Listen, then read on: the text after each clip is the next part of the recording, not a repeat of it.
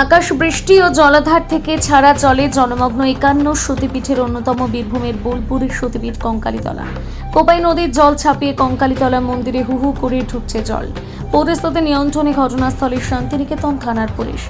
এক সপ্তাহ ধরে আকাশ বৃষ্টি ও বিভিন্ন জলাধার থেকে ছাড়া জল, এই দুইয়ের সংমিশ্রণে বীরভূমের বিভিন্ন নদ নদী ফুসছে। কোপাই নদীর জল ছাপিয়ে সতীপীঠ কঙ্কালীতলা মন্দিরে ঢুকছে জল। জল নিয়ে পুজো করতে যাচ্ছে দর্শনার্থীরা। ঘটনাস্থলে শান্তিনিকেতন থানার পুলিশ। সতর্ক করা হচ্ছে সাধারণ মানুষকে নদীর তীরবর্তী এলাকায় যাতে কেউ না যায় সেই বিষয়টিও দেখা উচিত। কোপাই নদীর জল ছাপিয়ে জলমগ্ন সতীপীঠ কঙ্কালীতলা মন্দির পরিদর্শন করলেন বীরভূম জেলা পরিষদের সভাধিপতি কাজল শেখ।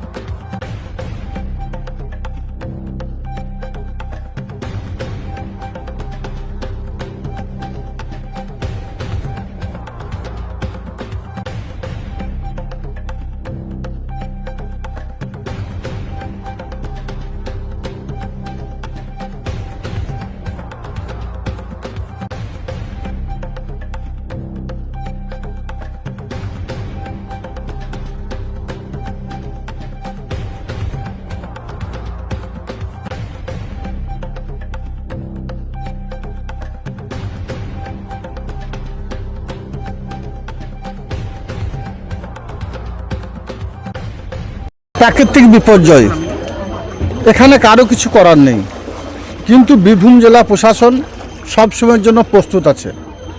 এই প্রাকৃতিক বিপর্যয় মোকাবেলা করার জন্য আমাদের বিপর্যয় মোকাবেলা টিম থেকে শুরু করে আমরা সবসময়ের জন্য প্রস্তুত আছি। আপনারা দেখলেন এখানে বিডিও সাহেবও এখানে কন্টিনিউ ডিউটি করছেন। এখানে যদি সে ধরনের কোনো সমস্যার সম্মুখীন হয় সঙ্গে সঙ্গে জেলা আধিকারিকদের জানাবেন এবং তৎক্ষণাৎ ব্যবস্থা নেওয়া হবে। যদিও আমরা আবহাওয়া দপ্তরের কাছে খবর পেয়েছি যে নিম্নচাপ একটু সরে গেছে, কয়েকদিন যে প্রবল বৃষ্টি হয়েছে সেই বৃষ্টিপাতের জন্যই এখানে আমাদের 5 পীঠের অন্যতম পীঠ সতীপীঠ কঙ্কালী পীঠে এখানে জলস্তর একটু উপর দিয়ে উঠে গেছে। কারণ জলটা ঠিকঠাক পাস না হওয়ার জন্যই এই ঘটনাটা ঘটেছে। যদিও যেখান থেকে জলটা আসে সেখানে গতকাল জলের যে পরিমাণ জল ছাড়া হয়েছিল 1100 কিউসিক মতো, আজকে সেটা কমে 3000-এর কাছাকাছি এসেছে। অর্থাৎ জল যেখান থেকে আসছে ঝাড়খণ্ড বা অন্যান্য রাজ্য থেকে সেই জল আসার পরিমাণটাও কমে গেছে। আমাদের ড্যাম যেগুলো আছে সেই ড্যামগুলোতে সেভাবে জল ছাড়া হয়নি। স্বভাবতই বীরভূম জেলার মানুষকে আপনাদের মাধ্যমে এ বিষয়ে সুনিশ্চিত করতে চাই, আতঙ্কিত হবার কোনো কারণ নেই। এখন কোথাও কোনো এরিয়াতে আমাদের জলস্ফীতি সে জায়গায় ভয়ঙ্কর জায়গায় পৌঁছায়নি বা পৌঁছাবে না। আবহাওয়া দপ্তরের রিপোর্ট অনুযায়ী যে নিম্নচাপ ছিল সেটাও সরে গেছে বা সরে যাচ্ছে। স্বভাবতই আপনারা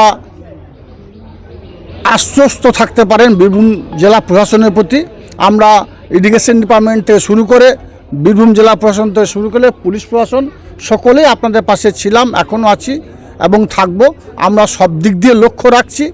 যদি কোনো এরিয়ায় এ ধরনের অবস্থার সৃষ্টি হয়, অসুবিধার সম্মুখীন হতে হয় এরিয়া মানুষকে, তার জন্য মোকাবেলা করতে বীরভূম জেলা প্রশাসন প্রস্তুত আছে।